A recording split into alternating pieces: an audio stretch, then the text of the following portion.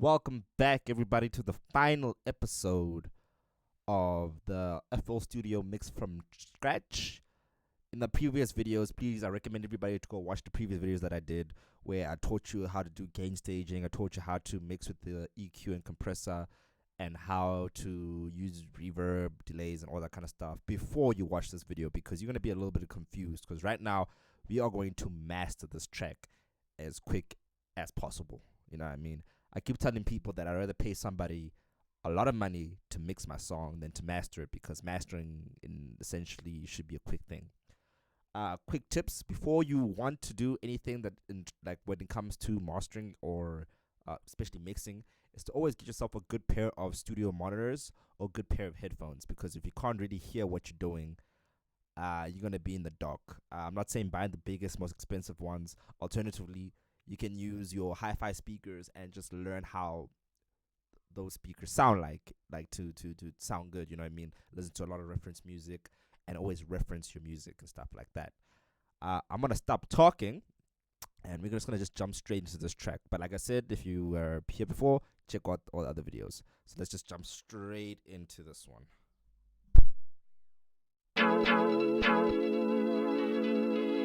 Busting down the different joint.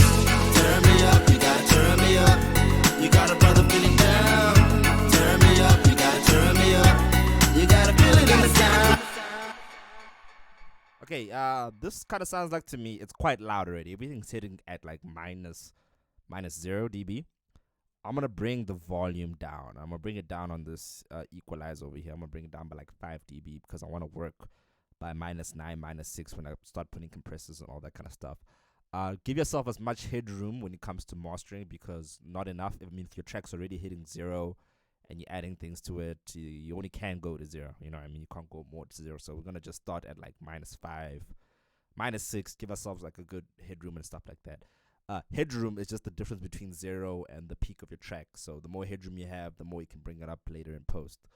This song sounds pretty good to me. It's just that the only thing I hear is just a little bit of compression, just to glue everything together, just to stop those really big peaks and just bring it and tighten everything just a little bit. I'm gonna use Maximus because that is my favorite compressor that FL Studio comes with. It's default and it's a multi-band compressor, but I'm not gonna touch too much in the track, especially with compression on the master track. Compression EQ in the master track, you gotta be subtle with it. You don't want too much that it's noticeable, and you don't want too little where it's unnoticeable. I know it sounds weird, but you just want to put a little bit of it, so we can, but a little goes a long way. So I'm just going to touch, honestly, mostly on the low and the mid bands, and then obviously the master band, just to tighten it a little bit and just to level this track out a little bit more. So let's go. Turn me up, you gotta turn me up. You got a brother feeling down.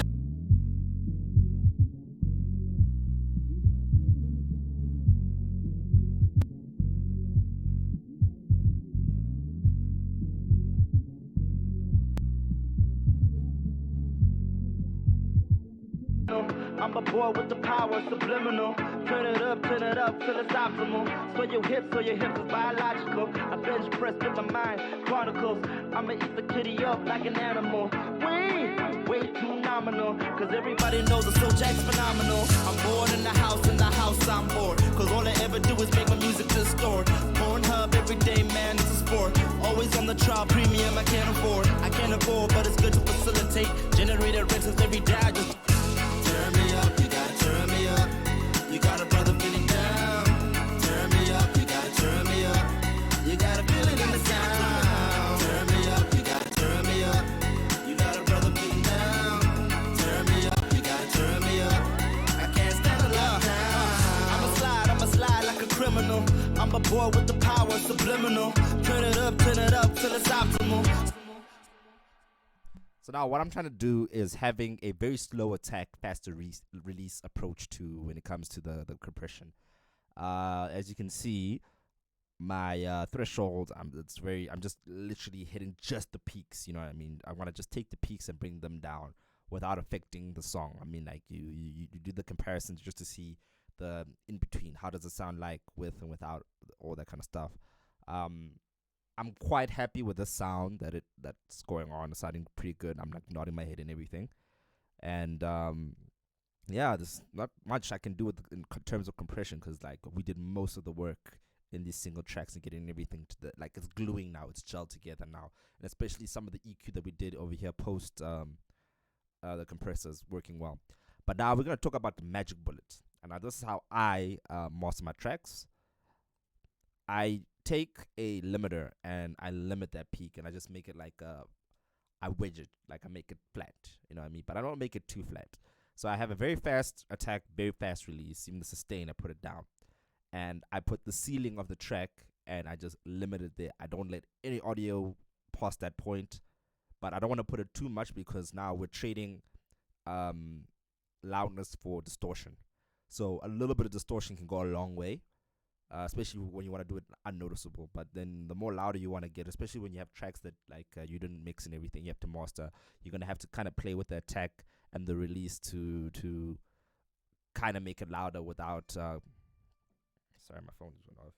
But we want to play with it so you can make it louder without distorting it too much. So let's just increase the volume of the or actually just decrease the ceiling and increase the gain and try to find like a middle ground where everything kind of plays together. So let's try and do that. Turn me up, you gotta turn me up. You got a brother feeling down. Turn me up, you gotta turn me up. You gotta feel it in the sound. Turn me up, you gotta turn me up. You got a brother feeling down. Turn me up, you gotta turn me up. I can't stand alone. I'ma slide like a criminal. I'm a boy with the power subliminal. Turn it up till it's optimal. So your hips is biological. I bench press with my mind. Chronicles.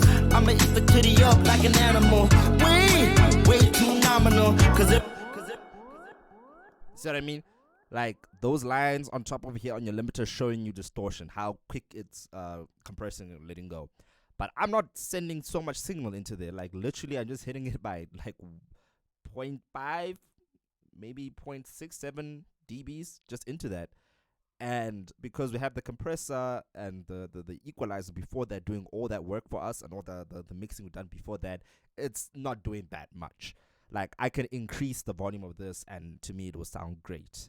So that's my final thing. I don't like increasing the volume and doing limiting. I like using two separate limiters to do that because for instance, yeah, this one's going to be the one that I'm going to raise the overall volume of to get it everywhere.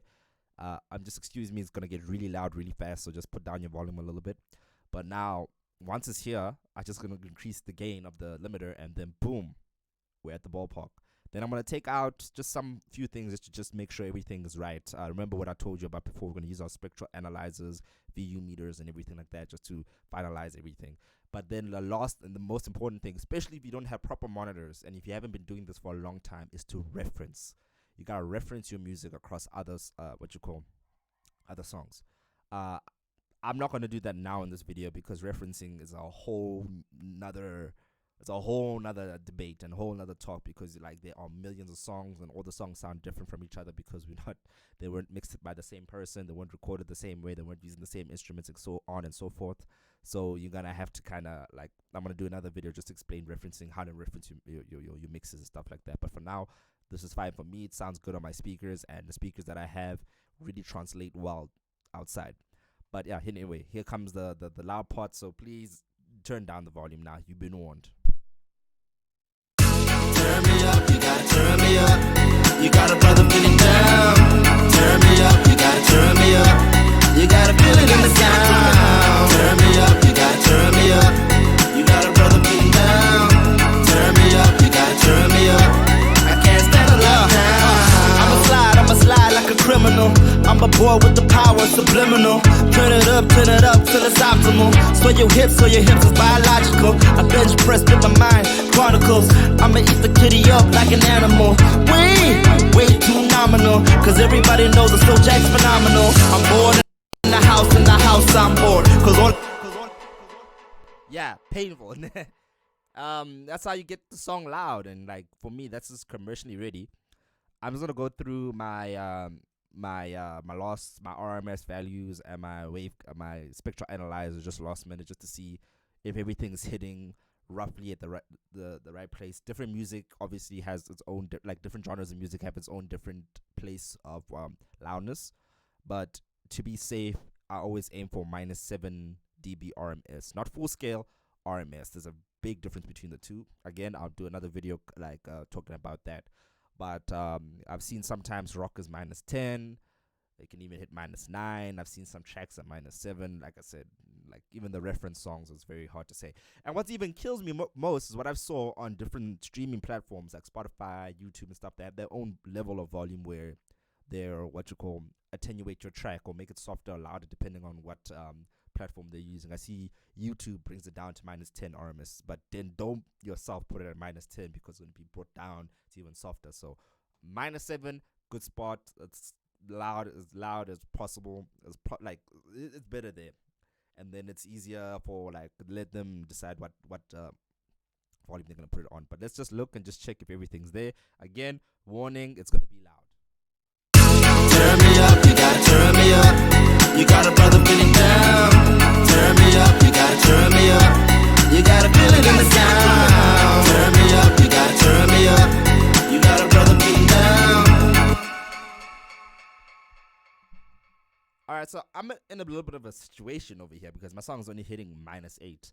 And I kind of like the volume where it is. I kind of like where everything is. So I don't really want to push it too much to be -7, simply because the bass itself, it's like I use a sample, like a proper kick drum sample, so it's not samply, I guess. It's not like a digital thing like that. So for me, I'll leave it at -8. -8 is fine for me, you know.